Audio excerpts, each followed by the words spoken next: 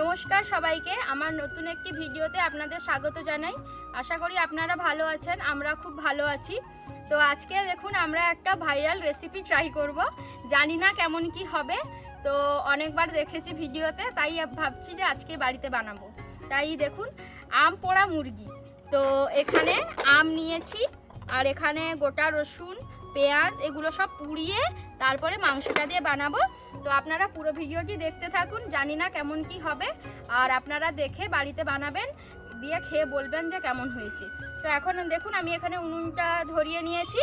এবার আমি এই যে জালি নিয়েছি, এই জালির ওপরে এই আম দিলাম, আর এই যে পেঁয়াজ দিলাম। এই যে দেখুন আমি এখানে আম আর পেঁয়াজটা এভাবেই একটা জালি বসিয়ে পুড়িয়ে নেব, কিন্তু এই যে রসুন, এই রসুনগুলো আমি কড়ার মধ্যে নেড়ে নেড়ে পুড়িয়ে নেব। তো আপনারা দেখতে থাকুন ভিডিওটি। এখন আমটা পোড়াচ্ছি। এবার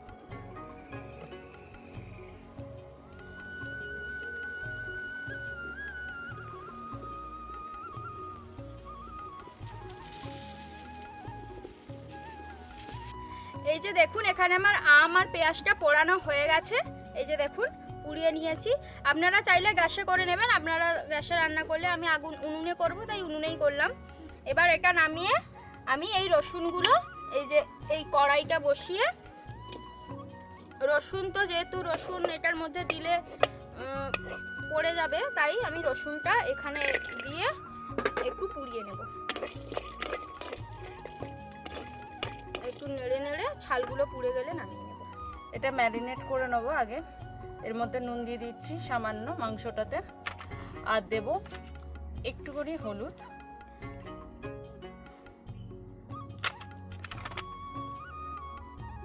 গুঁড়ো লঙ্কা একটু, আর এই যে আমটাকে পিউরি করে নিয়েছি, এটা পুরোটাই দিয়ে দেবো। এতে পুরোটা দেবো না, একটুখানি রাখবো যাতে লাস্টে দেওয়া যায়।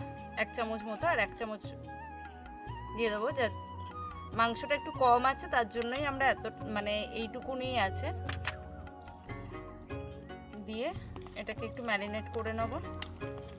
নিয়ে এটাকে বেশ কিছুক্ষণ রাখলে আরও ভেতরে টক টক ভাবটা ঢোকে, খেতে ভালো লাগে।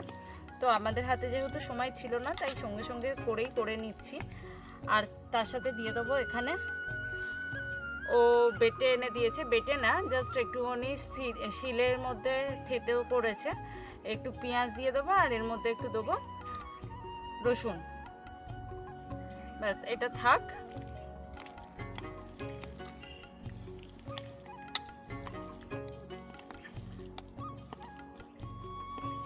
এটা কিছুক্ষণ থাক।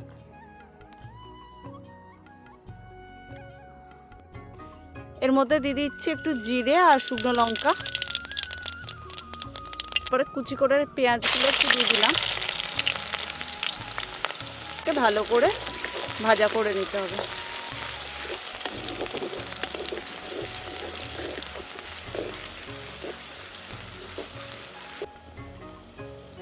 এবারে এর মধ্যে দিয়ে দিলাম আদা বাটাটা,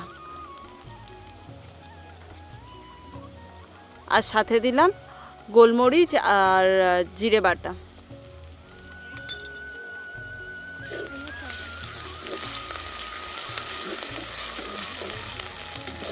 ওটা এর মধ্যে দিয়ে দেবো। এবার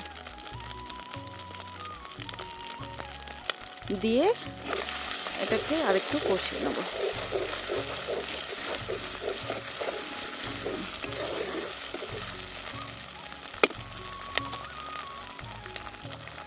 আর রসুনটা এর মধ্যে দিয়ে দিচ্ছে।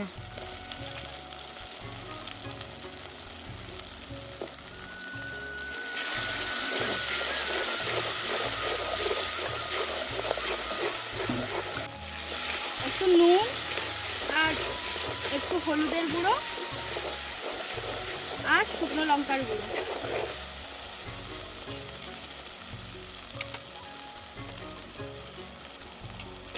এবারে এই মাংসটা ঢেলে নেব এর মধ্যে।